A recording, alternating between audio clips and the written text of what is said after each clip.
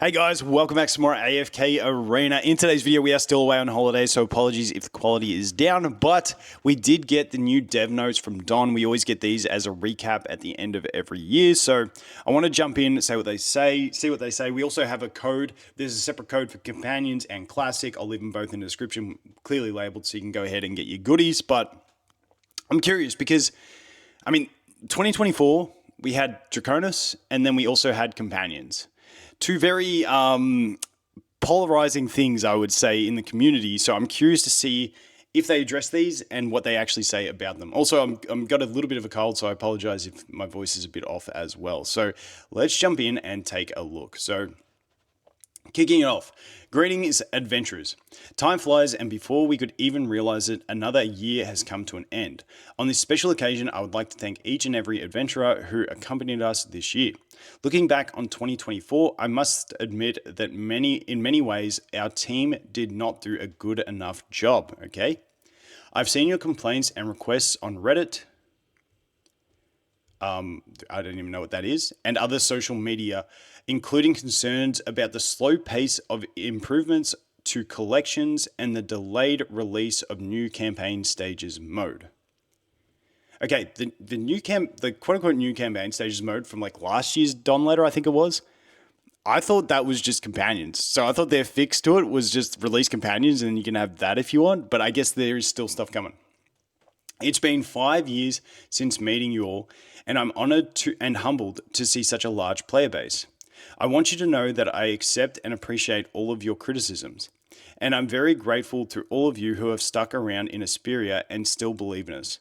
Next, I'd like to share our thoughts and plans in response to some of your feedback. Okay. First off, let's look at the issue of Draconis heroes being too expensive to upgrade, which we mentioned during our last designer face-to-face. We will continue to make it easier to do this. For example, we will provide more Draconis resources from new Draconis heroes and other events.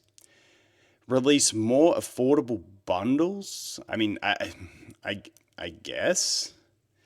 And allow Draconis heroes to be usable at lower tiers. I think that's the biggest one. That's always been my suggestion. The game is way too divided in like, unless you have a character max, it feels like you don't even have them at all. Like there are some outliers to that don't obey that.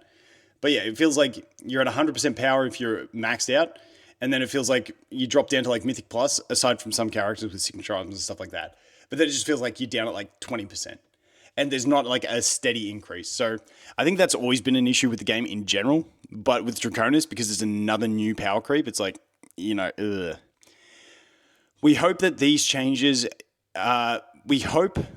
with these changes, your experience of upgrading Draconis heroes will be improved. I do think they missed a massive opportunity with Draconis to really bring back players and gain favor with players again. Because when it dropped, because that was like March, April of 2024, I got so excited for it. I was so, like, the Dragon Gwyneth was so cool. And I was absolutely jacked for it. And then it released, and it was like kind of just like the next power creep in the game. And it didn't feel as good as what it could have. I feel like if they literally just went, okay, standard wish list, we knock every faction down to 4 on the wish list. We give 4 slots to Draconis on the wish list. And then the Highborn Dragons, they just become Awakened Heroes. And they just go into the general roster. Yes, it doesn't give them another avenue for revenue and stuff like that. It's just basically saying, yeah, we got new characters. But they're cool new characters. And I feel like that could get players in more than having to have another revenue model through adding something into the game. I think that was like the big missed opportunity. And obviously you can't go back on it now. But that's really what I think Draconis should have been. Just like a spice up to the game that gets old players and new players really excited for it. And without being a new sort of level of spending required. That's what I would love to see. But anyway, it is what it is. Regarding the issue with collections, we've heard your complaints loud and clear, so we plan to release some improvements in January and February of 2025. These include adding new Explore buff that will allow the skill level abilities gained from Farewell Gift totems to not take up a number of guaranteed mythic abilities. That's good. Improving the event trigger conditions and ability drop rates from explorations so that useless combination events will no longer be triggered when you obtain 3 abilities of the same tier. Okay. And significantly reduce the chance of randomly obtaining common and rare abilities from the upper floors. There's nothing worse than that. I also find when I do the sweep function, I just get worse drops. All of these changes should improve your exploration experience.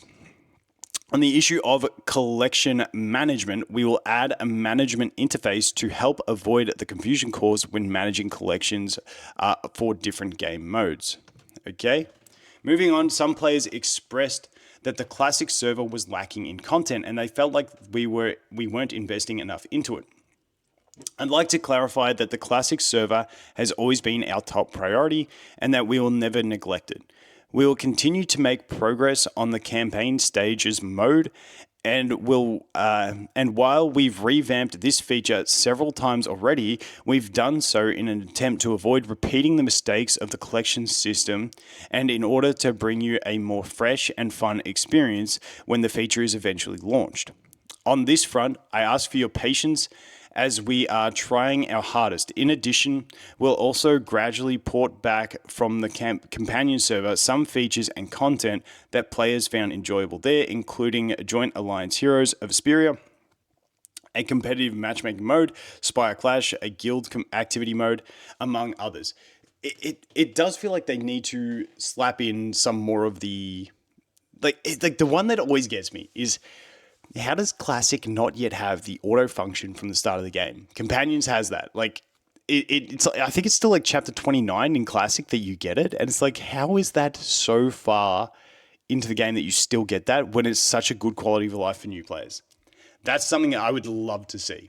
Like, if you're trying to keep new players coming in, obviously there's a bunch of things you can add for existing players. But it's like, it's just such a no-brainer, easy thing. You just flick that toggle from chapter 29 to chapter 2.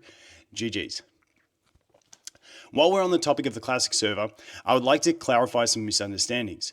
We never intended to abandon the Classic server and focus exclusively on the companion server. AFK Arena has been online for 5 years now, and we consider each and every one of our players to be precious. So we would be greatly saddened if any poor design decisions led to a loss of players. For this reason, we are using the fresh soil of the companion server as a test ground, trying out bolder and more varied content there, and bringing back only the very best to the Classic server.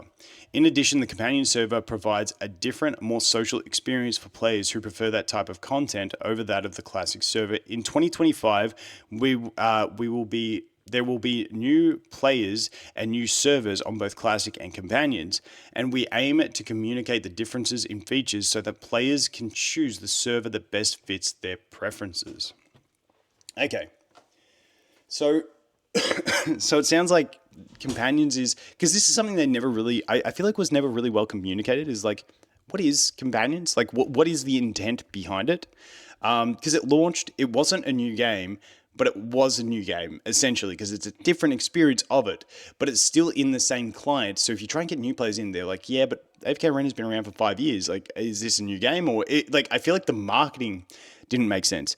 And then a lot of Classic players kind of felt like, well, they're taking away, like, you know, Classic has issues and what they're just focusing on a new game instead, but then it's like, it's not a new game. And so I guess this kind of sheds light that it's meant to be a way for them to test stuff to bring to Classic, but also just like a separate way of playing so that players can. I don't know, it's still a little bit hazy for me. After the companion server was launched at the end of the year, we were overjoyed to see many new players begin their adventures there, along with some veteran players who decided to return and check out the new server after some time away. Regarding some of your critical feedback on the team experience, we will continue to make steady improvements, including removing the chapter restrictions on team making, adding new team modes, and more. We're also considering adding team features to existing modes like Arena of Heroes and Realm gameplay to enrich the team experience even more. Moving forward, we will continue to explore more social features on the companion server and release more content that is fun and relaxing without being too strategic. Finally, I'd like to emphasize that both Classic server and the Companion server are important parts of AFK Arena. In the future, we will continue to operate them in parallel, and some of the more important events, such as the Overlord crossover event, will be synchronized across both servers.